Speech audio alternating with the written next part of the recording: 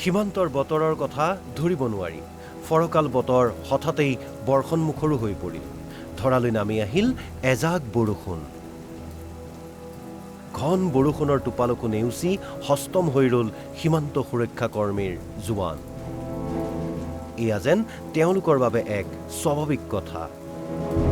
এইদৰে দিন ৰাত একাকাৰ কৰি তেওঁলোকে সীমান্ত সুৰক্ষা কৰে, ঠিক যেন গাত ৰ'দ নলগা আৰু বৰষুণ নপৰা মানুহ। হাতত থাকে উদ্যত মাৰণাস্ত্ৰ, দৃষ্টি সুদূৰ প্ৰসাৰী। কি ৰ'দ কি বৰষুণ, জোৱানসকলে এনেদৰে পহৰা দি থাকে সীমান্তত। সেই দৃশ্য আমি দেখুৱাইছোঁ। ৰেইনকোট পৰিধান কৰি তেওঁলোকে কিন্তু এনেদৰে সীমান্তত পহৰা দি থকা দৃশ্য আমাৰ কেমেৰাত বন্দী হৈছে। সিপাৰে আছে বাংলাদেশ আৰু এয়া হৈছে ভাৰতবৰ্ষ। ভাৰতবৰ্ষৰ যি সীমান্ত আছে সেই সীমান্তত, ভাৰত বাংলা সীমান্তত কিন্তু ভাৰতীয় যি সীমান্ত সুৰক্ষা বাহিনী আছে তেওঁলোকৰ জোৱানসকলে কিন্তু এনেদৰে অতন্দ্ৰ প্ৰহৰীৰ দৰে নিৰাপত্তা দি আছে। বৰষুণকো নেওচি তেওঁলোকে পহৰা দি থাকে, ৰ'দকো নেওচি তেওঁলোকে পহৰা দি থাকে। দিন ৰাতি তেওঁলোকৰ বাবে একো নাই। তেওঁলোকে কিন্তু 24 ঘণ্টা নহয়, 7 দিন নহয়, 365 দিনেই কিন্তু তেওঁলোকে এনেদৰে পহৰা দি থাকে।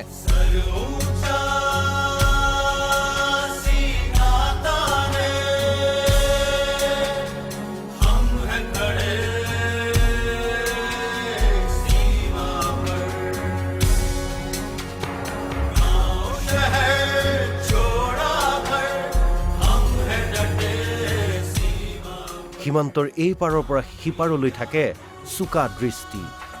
যিকোনো প্ৰতিকূল বতৰকো আওকাণ কৰি দেশৰ বাবে, কৰ্তব্যৰ বাবে নিৰলস অতন্দ্ৰ প্ৰহৰী হৈ থাকে এইসকল বীৰ BSF জোৱান।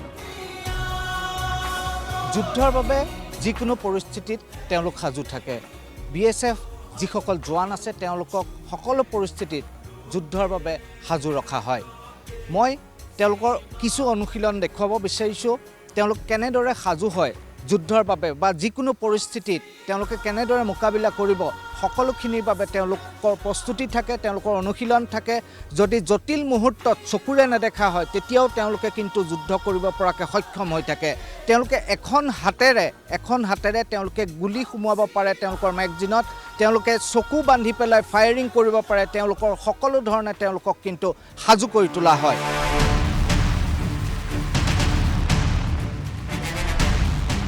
প্ৰতি মুহূৰ্তত দেশৰ বাবে তেওঁলোক সাজু হৈ থাকে। তেওঁলোকৰ প্ৰতিদিনাই অনুশীলন হয়, তেওঁলোক প্ৰশিক্ষণপ্ৰাপ্ত। তেওঁলোকে কেনেদৰে দেশৰ বাবে যুদ্ধ কৰিব, হয়তো জটিল পৰিস্থিতিত যদি তেওঁলোকে এখন হাতেৰেও যুদ্ধ কৰিব লাগে তেওঁলোক কিন্তু সাজু হৈ থাকে। মই দেখুৱাইছোঁ যে এখন হাতে তেওঁলোকে মেগজিনত গুলি সুমুৱাইছে। তেওঁলোকে যদি এখন হাতত কিবা কাৰণত দুখ পায় তেতিয়াহ'লে এখন হাতেৰে কিন্তু তেওঁলোকে যুদ্ধ কৰিবলৈ সাজু হৈ থাকে। এখন হাতেৰে খুলিব আৰু এখন হাতেৰে এনেদৰে তেওঁলোকে মেগজিন ৰেডি কৰি পেলাই যুদ্ধৰ বাবে সাজু হ'ব পাৰে।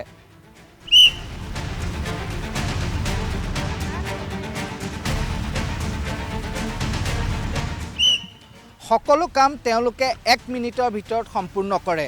এয়া যিসমূহ গুলি আছে এই গুলিসমূহ কিন্তু মেগজিনত তেওঁলোকে 2খন হাতেৰে ভৰাব। মই দেখুৱাইছোঁ যে যি মেগজিনত গুলি সুমুৱাব 2খন হাতেৰে তেওঁলোকে সুমুৱাইছে। সাধাৰণতে এনেদৰে কৰা নহয়, কিন্তু তেওঁলোকক এইখিনিও প্ৰশিক্ষণ দিয়া হয় যে যিকোনো মুহূৰ্তত যদি যুদ্ধৰ বাবে সাজু হ'ব লগা হয় তেতিয়াহ'লে কিন্তু তেওঁলোকে 2খন হাতেৰে এনেদৰে কৰিবলৈ তেওঁলোক সাজু হৈ থাকে। তেওঁলোকৰ যি এখন হাতেৰেও তেওঁলোকে কিন্তু মেগজিন খুলি গুলি সুমুৱাব পৰাকৈ তেওঁলোক সাজু হৈ থাকে, 2খন হাতেৰেও সাজু হৈ থাকে।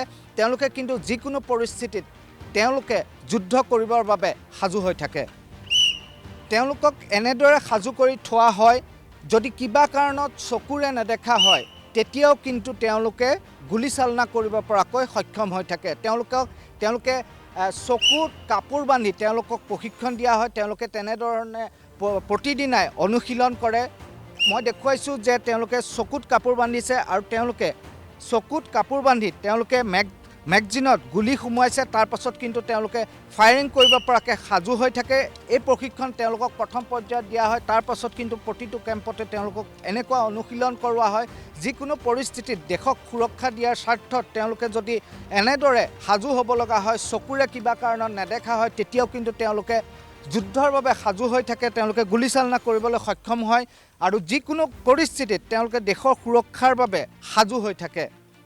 মই ইতিমধ্যে উল্লেখ কৰিছোঁ যে গোটেই প্ৰক্ৰিয়াটো 1 মিনিটৰ প্ৰক্ৰিয়া আৰু প্ৰতিটো ছেকেণ্ডৰ হিচাপ তেওঁলোকৰ আছে। প্ৰতিটো ছেকেণ্ডত তেওঁলোকে সাজু কৰে, তেওঁলোকে মেগজিনত গুলি সুমুৱাৰ পৰা তেওঁলোকে যদি যিকোনো পৰিস্থিতিত তেওঁলোকে গুলীচালনা কৰিবলৈ তেওঁলোকৰ যি সময়ৰ প্ৰয়োজন সেই কম সময়ৰ ভিতৰত কিন্তু তেওঁলোকে সকলোখিনি কৰিবলৈ সক্ষম হয়।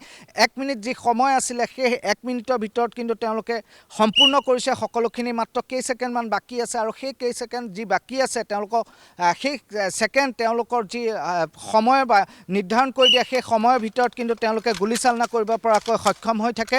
মই ইতিমধ্যে উল্লেখ কৰিছোঁ যে গোটেই প্ৰক্ৰিয়াটো হৈছে 1 মিনিটৰ প্ৰক্ৰিয়া আৰু 1 মিনিটৰ ভিতৰত তেওঁলোকে সকলোখিনি কৰিব লাগে আৰু সেই 1 মিনিটৰ ভিতৰত তেওঁলোকে যিকোনো পৰিস্থিতিত যুদ্ধ কৰিব পৰাকৈ তেওঁলোক সক্ষম হৈ থাকে। সেই 1 মিনিটেই তেওঁলোকৰ কাৰণে বহুত মূল্যৱান সময়। সেই 1 মিনিটত কিন্তু তেওঁলোকে সকলোখিনি কৰিবলৈ সক্ষম হয়।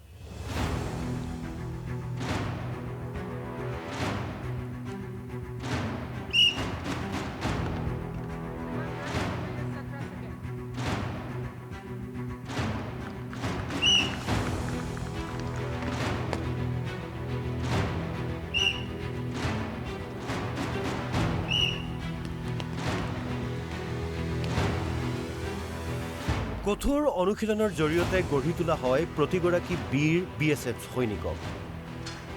যিকোনো প্ৰতিকূল পৰিৱেশৰ সৈতে সাহসেৰে মোকাবিলা কৰিবলৈ তেওঁলোক সক্ষম, কাৰণ তেওঁলোকক বিশেষ প্ৰশিক্ষণৰ দ্বাৰা যুদ্ধক্ষেত্ৰত যিকোনো প্ৰতিকূলতা আৰু প্ৰতিবন্ধকতাৰ সৈতে কেনেদৰে যুঁজ দিব লাগে তাক শিকোৱা হয়। কঠোৰ অনুশীলন আৰু একাগ্ৰতাৰে বীৰ সৈনিকে আয়ত্ত কৰে যুদ্ধক্ষেত্ৰৰ বহু কঠিন কৌশল। জটিল পৰিৱেশত ক্ষিপ্ৰতাৰে পৰিৱেশ পৰিস্থিতি নিয়ন্ত্ৰণৰ বাবে তেওঁলোক সুপ্ৰশিক্ষিত। তেওঁলোকে এখন হাতেৰেও মাৰণাস্ত্ৰ সাজু কৰিব পাৰে যুদ্ধৰ বাবে। চকু বান্ধিও সক্ষম তেনে মাৰণাস্ত্ৰক নিয়ন্ত্ৰণ আৰু সঞ্চালন কৰাৰ বাবে। সেয়াই হৈছে আমাৰ দেশৰ বৰ্ডাৰ ছিকিউৰিটি ফ'ৰ্চ, চমুকৈ BSF।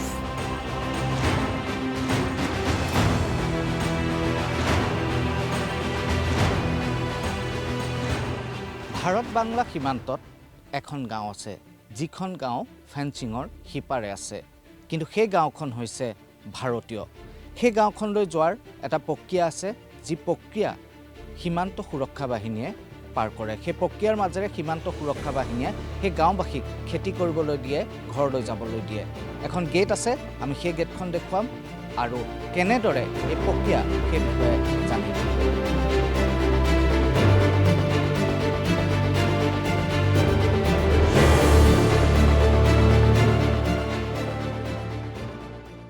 যিখন গাঁৱৰ কথা কৈছোঁ ফেঞ্চিঙৰ সিপাৰে থকা অথচ ভাৰতীয় গাঁও, সেই গাঁওখনৰ আমি কিছু দৃশ্য দেখুৱাব বিচাৰিছোঁ। এখন গাঁও সিপাৰে আছে আৰু মই গেটখন দেখুৱাব অনুৰোধ জনাইছোঁ ৰাজুক।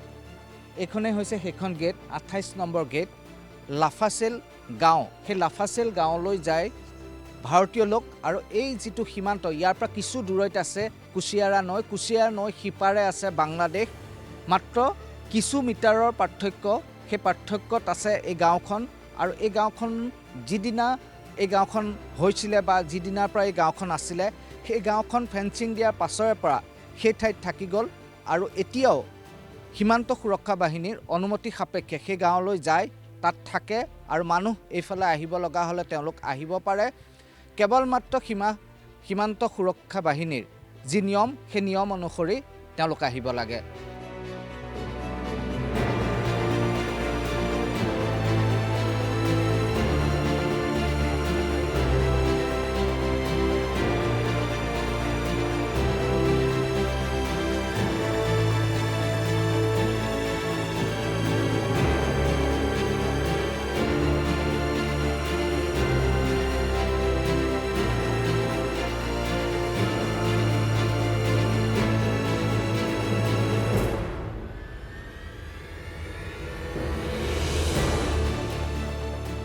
তেওঁলোকে হাতত ভোটাৰ কাৰ্ড লৈ আহিছে। সীমান্ত সুৰক্ষা বাহিনীৰ জোৱানে তেওঁলোকক পৰীক্ষাৰ বাবে লৈ গৈছে। তেওঁলোকৰ পৰীক্ষা কৰিব, তাৰ পাছত সেই গেটখনেৰে ইপাৰলৈ যাবলৈ দিব আৰু তেতিয়ালৈকে তেওঁলোক প্ৰৱেশ কৰিব নোৱাৰিব যেতিয়ালৈকে সীমান্ত সুৰক্ষা বাহিনীয়ে তেওঁলোকক পৰীক্ষা কৰি উলিয়াই নানে। আৰু এনেকৈ তেওঁলোকক এই গেটেৰে যাবলৈ দিয়ে আমি সেই দৃশ্য দেখুৱাইছোঁ। हमारा ये नॉर्थ लाफासिल गांव फेंस एरिया के आगे सर, जो कि महिला और आदमी रोज़ की तरह अंदर और बाहर जाते हैं इसी गेट के द्वारा। इनको कार्ड इशू किए गए हैं। कार्ड जो हमारा इसमें बायोमेट्रिक में फीडिंग है। महिला है तो महिला के थ्रू में हम चेक करवा लेते हैं और जेंट्स को हम खुद चेक करते हैं सर इसमें। और इसी के आने जाने का ये डेली का ये प्रोसीजर है सर इनका। ये जो गांव है इंडिया का गांव है? जी हाँ जी, ये इंडिया का गांव है, नॉर्थ लाफासिल गांव है सर। और ये फेंसिंग के उस पार में है? जी जी, फेंसिंग के आगे, गेट नंबर 28 के आगे। সীমান্ত সুৰক্ষা বাহিনীয়ে কেৱল দেশৰ নিৰাপত্তাতে নিয়োজিত হৈ নাথাকে, তেওঁলোকে ৰাইজৰ সেৱাও কৰি আছে। মই সীমান্তত থকা এই মেচিনটো দেখুৱাব বিচাৰিছোঁ। এই মেচিনটো হৈছে ভেণ্ডিং মেচিন। এইটোৰ জৰিয়তে যিসকল মহিলা আছে সীমান্তৰ, সেইসকল মহিলাক তেওঁলোকে নেপকিন বিতৰণ কৰে। যি ঋতুস্ৰাৱৰ সময়ত তেওঁলোকৰ এই নেপকিনৰ জৰিয়তে সহায় হয় আৰু ৰাইজৰ সেৱা তেওঁলোকে এনেদৰে কৰি আছে। Yeah, this machine is compulsory free for everyone here, and they can use 1 rupees, 2 rupees, and 5 rupees. But if they want, it will take only one napkin in 1 coins. Okay, suppose if they put 2 rupees, but it will only come out 1 napkin. So 1 rupees is they use here, and all the napkins is compulsory free for everyone here. And the processing coins we put inside here, and after that, the napkin is coming out from here. We will just take out from here. This one is 1 rupees, and the other one is 2 rupees. Okay, and if we put 1 rupees,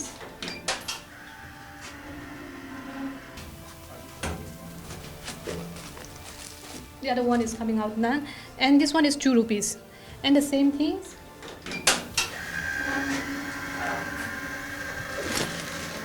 Another napkin is coming out, and 1 rupees and 2 rupees, it's same. It means that we can use 1 rupees, like, but if they don't have 1 rupees, they can use 2 rupees or 5 rupees also. तो है ना sanitary napkin आप लोग यहाँ से लेता है, आप लोगों को हेल्प होता है? हेल्प होता है हम लोग का। थोड़ा बताइए।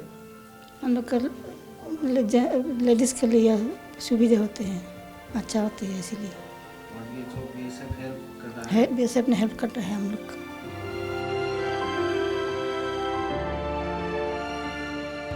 সীমান্তৰ যিখন গাঁৱৰ কথা কৈছোঁ, সেই গাঁওখনৰ লোকে এনেদৰে ফেন্সিঙৰ সিপাৰে কাম কৰে আৰু তেওঁলোকে তাৰ পাছত সীমান্ত সুৰক্ষা বাহিনীৰ নিয়ম অনুসৰি তেওঁলোক আকৌ এই সীমান্তলৈ গুচি আহে। এইখনেই হৈছে ফেন্সিং। এইখন ফেন্সিঙৰ সিপাৰে আছে কুচিয়াৰা নৈ, আৰু কুচিয়াৰা নৈৰ সিপাৰে যি অঞ্চল আছে সেয়া হৈছে বাংলাদেশ। ৰাজুৱে কেমেৰাত দেখুৱাইছে ইফালে বাংলাদেশ, মাজত কুচিয়াৰা নৈ, আৰু এইফালে হৈছে ভাৰতবৰ্ষ। আৰু ভাৰতৰ এই যিখিনি ঠাই, এই ঠাইখিনিত এইসকল লোকে এনেদৰে কাম কৰে, দিনত কাম কৰে, আৰু তাৰ পাছত সীমান্ত সুৰক্ষা বাহিনীৰ নিয়ম অনুসৰি তেওঁলোক পুনৰ এই দিশে গুচি আহে। মই কিছু কথা জানিবৰ বাবে ইয়াৰে স্থানীয় লোক আছে, মই তেওঁৰ পৰা কিছু কথা জানিবৰ কাৰণে যত্ন কৰিম। এই গোটেই কথাখিনি এখন গাঁও আপোনালোকৰ সীমান্তত আছে, কৰিমগঞ্জৰ ভাৰত বাংলা সীমান্তত আছে, এয়া কাটাতাৰ। সিপাৰে কুচিয়াৰা নৈ আৰু কুচিয়াৰা নৈ সিপাৰে আছে বাংলাদেশ। এই গোটেই কথাখিনি কওকচোন, এই গাঁওখনৰ কথা কওক। এই গাঁওখন কেতিয়াৰ পৰা এনেদৰে আছে, ফেন্সিঙৰ সিপাৰে থাকি গ'ল, অথচ কিন্তু ভাৰতীয় গাঁও।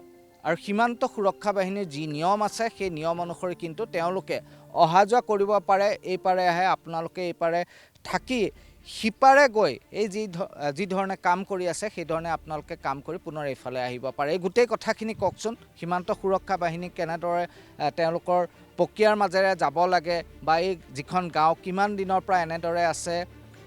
কাৰণ সিফালে আছে বাংলাদেশ। বহুতৰ হয়তো প্ৰশ্ন আহিব যে এইখন বাংলাদেশৰ গাঁও নেকি, কিন্তু আপোনালোকৰ ভাৰতীয় ভোটাৰ কাৰ্ড আছে, আপোনালোকে সীমান্ত সুৰক্ষা বাহিনীৰ তত্ত্বাৱধানত আপোনালোকে সীমান্তত থাকিব পাৰিছে। গোটেই কথাটো কওক। एक्चुअली मेरा नाम गौतम नाथ है, मैं लोकल इधर का आदमी है। तो आदमी जब अंदर में जाता है, बीएसएफ निगरानी पूरा अच्छा से चेकअप करके आई कार्ड उनसे देता है, आई कार्ड देखा के अंदर में खेती में चला जाता है। तो पहले खेती का सिस्टम इतना नहीं था, बम्बू जड़ी था। वो बीएसएफ ने उनका 16 बैटेलियन का जो ट्रैक्टर से जीसीबी से क्लीन करके दिया है, अभी खेती कर रहा है। तो सब आदमी कम से कम इधर 500 बीघा जमी होगा बाहर में, तो वो खेती का लायक हो गया। अभी कम से कम 200 फार्मर इससे बच रहा है। कम से कम 2-2.5 लाख साल में इनकम होता है। तो जाने का टाइम तो उनको दिन भर पूरा काम करता है, फिर आता है 4 बजे 5 बजे वो अपना चेकअप करके आइडेंटिटी कार्ड लेके अपना घर में आ जाता है।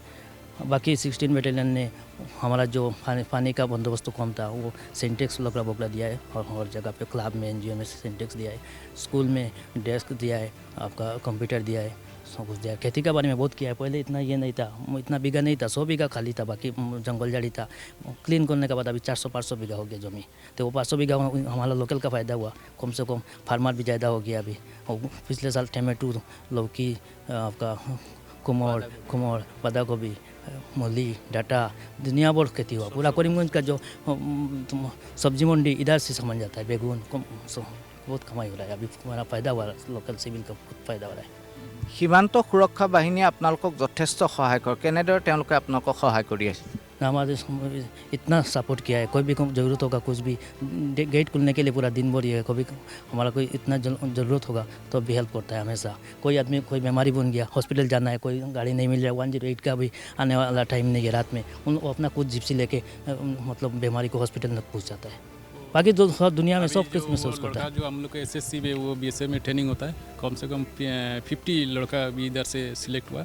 और हमारा लक्की बजट जो कैंप है, अनिल सर वो ट्रेनिंग दिलाता है। और स्कूल में जो हाई स्कूल में जो है कंप्यूटर वगैरह, वो इसके बाद फिल्टर और डेस्क वगैरह वो देता है। कोई रात टाइम में वो जो जैसा प्रेगनेंट औरत है उनको लेके गाड़ी से लेके ड्रॉप कराता है, और बीमार होने से बॉर्डर का पूरा ही आता है। इसके बाद जो 16 बटालियन आने को आगे जो बॉर्डर का जैसा वो स्मगलिंग था, वो अभी फ़िलहाल पूरा 100% ये हो गया, रिलैक्स हो गया।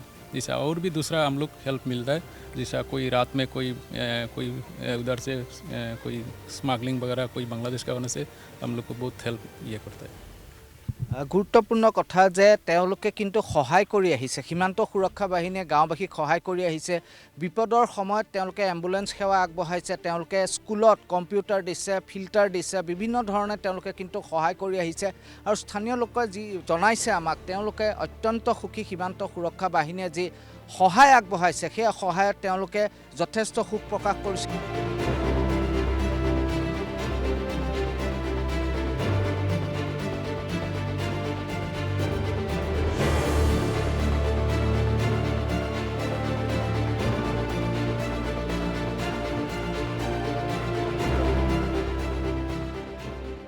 পৰিয়াল পৰিজনৰ পৰা আঁতৰি থাকি দেশ সেৱাত ব্ৰতী থকা সীমান্ত সুৰক্ষা বাহিনীৰ জোৱানৰ বিভিন্ন কষ্টকৰ দিনপঞ্জী দেখালোঁ। সাধাৰণ লোকৰ দৰে তেওঁলোকৰো আছে এটা জীৱন। যিসকল জোৱানে দেশৰ বাবে উৎসৰ্গিত হৈ থাকে, তেওঁলোকেও কিন্তু গীত নৃত্য পৰিৱেশন কৰে। তেওঁলোকৰো হাঁহি আনন্দ আছে। তেওঁলোকে আজিৰ দিনটোত তেওঁলোকে কিছু গীত পৰিৱেশন কৰিব, তেওঁলোকে নৃত্য পৰিৱেশন কৰিব। আমি সেই গীত নৃত্য উপভোগ কৰিম।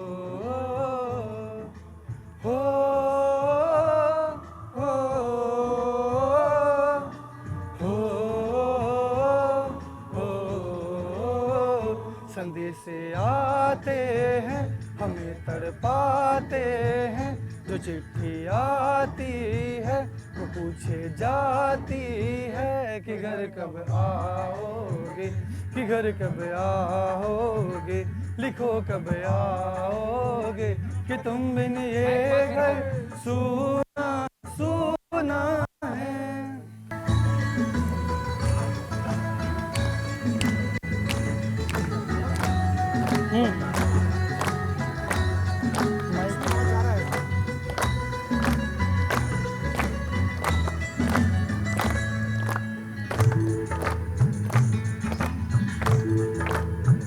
किसी दिलवाली ने, किसी मतवाली ने हमें खत लिखा है कि हमसे पूछा है। किसी की सांसों ने, किसी की धड़कन ने, किसी की चूड़ी ने किसी के कंगन ने किसी के कजरे से किसी के জে.পি. দত্তাৰ বৰ্ডাৰ নামৰ চিনেমাখনত আমি দেখা পাইছিলোঁ BSFৰ বীৰত্ব আৰু আৱেগৰ কাহিনী। अकेली रातों में अधूरी আজিও সীমান্ত সুৰক্ষা বাহিনীৰ জোৱানৰ ধমনীয়ে ধমনীয়ে যেন প্ৰবাহিত সেই জনপ্ৰিয় আৰু বিখ্যাত গীতটি। প্ৰায় 30 বছৰ পূৰ্বৰ সেই গীতটিতেই যেন তেওঁলোকে বিচাৰি পায় দেশ সেৱাৰ অদম্য উৎসাহ আৰু গাঁৱৰ ঘৰৰ পৰিয়ালৰ সুমধুৰ স্মৃতি। সেয়েহে তেওঁলোকে গায় সেই বিখ্যাত গীতটো চন্দে সে আতি হে।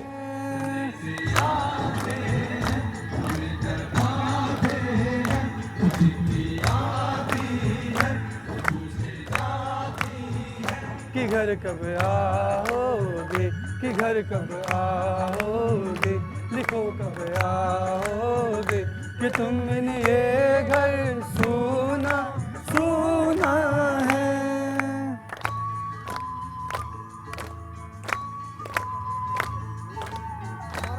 जा रहा है तुम्हें मत समझना यहाँ नहीं बज रहा तो नहीं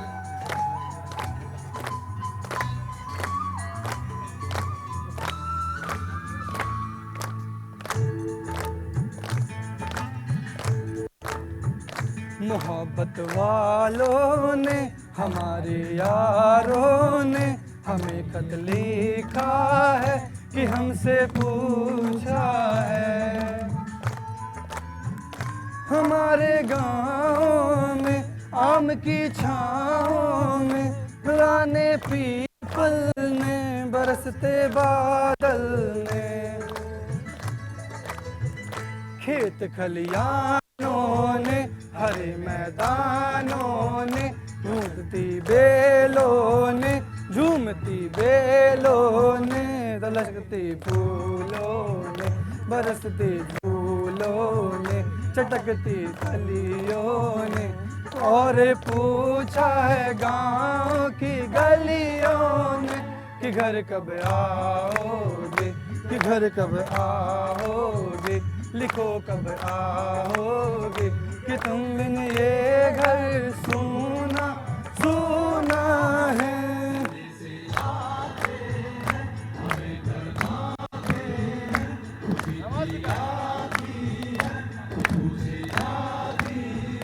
कि घर कब आओगे लिखो कब आओगे लिखो कब आओगे कि तुमने ये घर सुना सुना है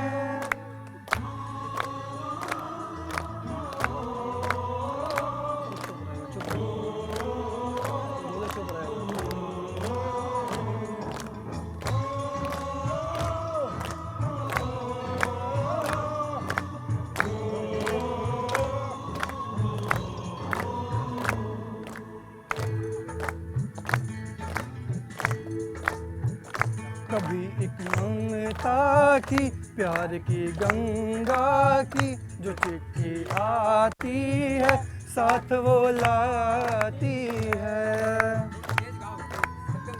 मेरे दिन बचपन के खेल वो आंगन का वो साया आंचल का वो टीका काजल का वो लोरी रातों में वो नरमी हाथों ने वो चिंता आँखों में वो काजल बातों में बिगड़ना ऊपर से मोहब्बत अंदर से करे वो देवी माँ यही हरकत में पूछे मेरी माँ कि घर कब आओगे कि घर कब आओगे लिखो कब आओगे कि तुम बिन ये घर सुना सुना है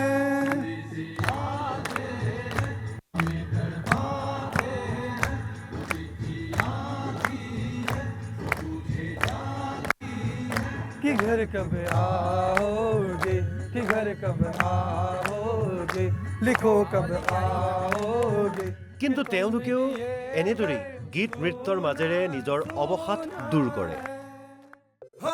मारे या कोई मारे ना यहाँ अपनी भी थोड़ी গীতৰ তালত এনেদৰেই নাচি বাগি আনন্দ স্ফূৰ্তি কৰিলে জোৱানে। ऐसे हैं चाहे वैसे हैं अरे जो भी हैं जैसे हैं खुद पे हमें नाज है जाने ना हमको ये নাই হাতত মাৰণাস্ত্ৰ, নাই মুখত চিন্তাৰ উদ্ৰেক, হাত ভৰি জোকাৰি নাচিছে মনৰ আনন্দ। हम जानसाज हम इश्कबाज दिल वाले कहते हैं हमको प्यार से इंडिया वाले छू लेते दिल के तार से इंडिया वाले हर जीत छीन ले हार से इंडिया वाले दुश्मन के छक्के छुड़ा दे हम इंडिया वाले दुश्मन के छक्के छुड़ा दे हम इंडिया वाले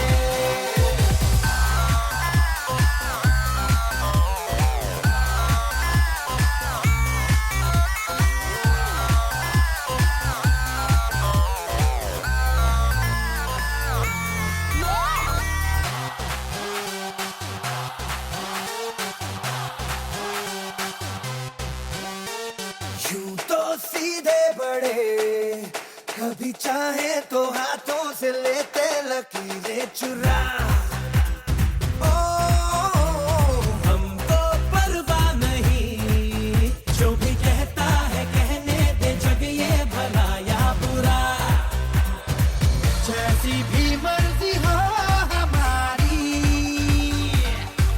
करते हैं ऐसी होशियारी पर दिल से यार जो ले पुकार तो जान सार कर डाले कहते हैं हमको प्यार से इंडिया वाले छू लेते दिल के तार से इंडिया वाले हर जीत छीन ले हार से इंडिया वाले दुश्मन के छक्के छुड़ा दे हम इंडिया वाले उंगली पे सबको नचा दे हम इंडिया वाले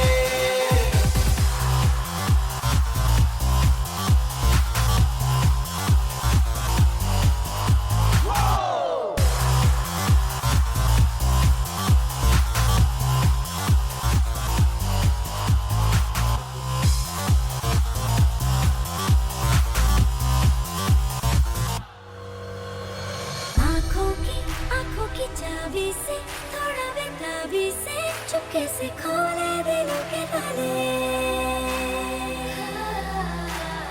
जा देते उसको जहाँ देते अपना ईमान देते जिसकी भी बाहें गले में डाले दुनिया से हमको क्या ले जाना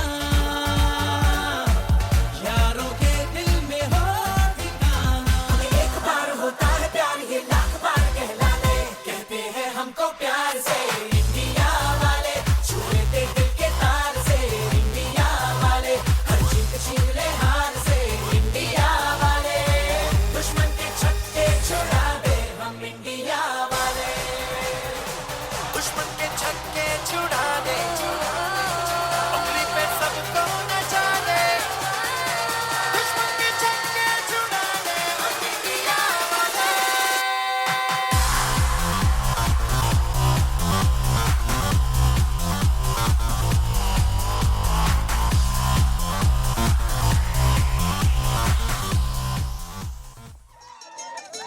নাচ গানৰ পৰিৱেশ তাকো BSFৰ শিবিৰত পাঞ্জাবী গীত নহলে হ'ব জানো? পাঞ্জাবী গীত বা ভাংৰা নহলেই যেন অনুষ্ঠানেই অসমাপ্ত।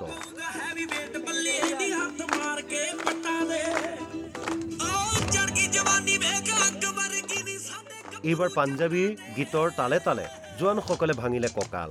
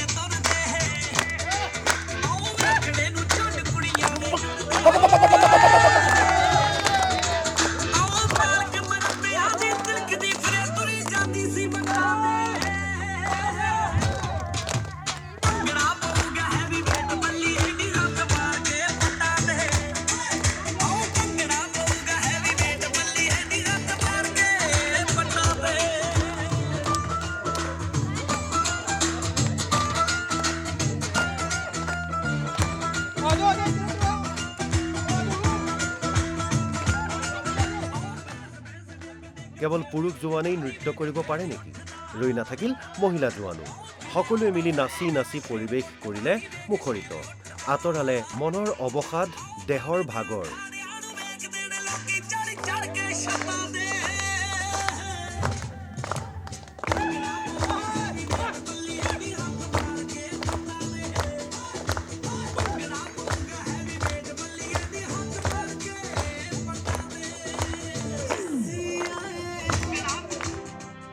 এয়াই আমাৰ সীমান্ত সুৰক্ষা বাহিনীৰ বীৰ বীৰাংগনা আমাৰ বাবে দেশৰ বাবে সদা জাগ্ৰত ফাৰ্ষ্ট লাইন ডিফেন্স বীৰ সৈনিক আজি আমি উপস্থিত আছিলোঁ শ্ৰীভূমিৰ BSFৰ 16 বেটেলিয়নৰ কেম্পত আৰু আজি আমি দেখুৱালোঁ BSF জোৱানসকলে কেনেদৰে দেশৰ বাবে সেৱা আগবঢ়াই আহিছে তেওঁলোকে দিনটো কি কৰে আমি সকলোখিনি দেখুৱালোঁ ৰ'দ বৰষুণ সকলো নেওচি তেওঁলোকে সেৱা আগবঢ়াই আহিছে দেশৰ বাবে তেওঁলোকে দেশবাসীৰ বাবে তেওঁলোকে সেৱা আগবঢ়াই আহিছে আৰু এই সকল জোৱানে আমাক অতন্দ্ৰ প্ৰহৰীৰ দৰে নিৰাপত্তা দি আছে